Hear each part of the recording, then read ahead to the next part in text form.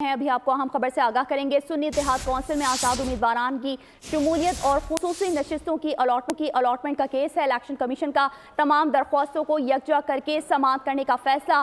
مختلف سیاسی جماعتوں کی درخواستیں سننا ضروری ہے۔ مزید تفصیلات جانیں گے فہد چودھری سے۔ جی فہد، بتائیے گا۔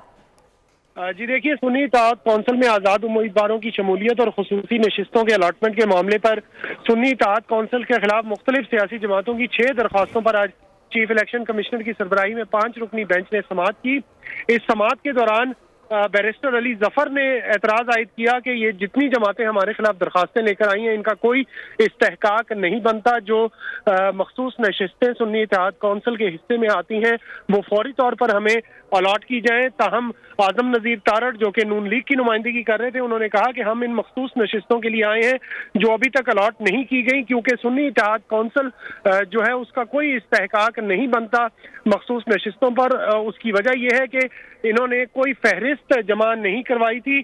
بیرسٹر علی ظفر نے کہا کہ ہمیں نہیں معلوم کہ ان جماعتوں کا کیا مسئلہ ہے۔ آئین کے تحت سنی اتحاد کونسل مخصوص نشستوں کی حقدار ہے۔ چیف الیکشن کمشنر نے کہا کہ ہم یہ تمام درخواستیں یکجا کر کے سنیں گے۔ کل تک سماعت ملتوی کر دی گئی ہے اور کل جو ہے درخواست گزاروں کے وکلاء دلائل دیں گے اور اس کے بعد سنی اتحاد کونسل کے وکلاء جو ہے ان کی جانب سے دلائل دیے جائیں گے۔ جی ٹھیک ہے فہد چودھری، آپ کا بہت شکریہ۔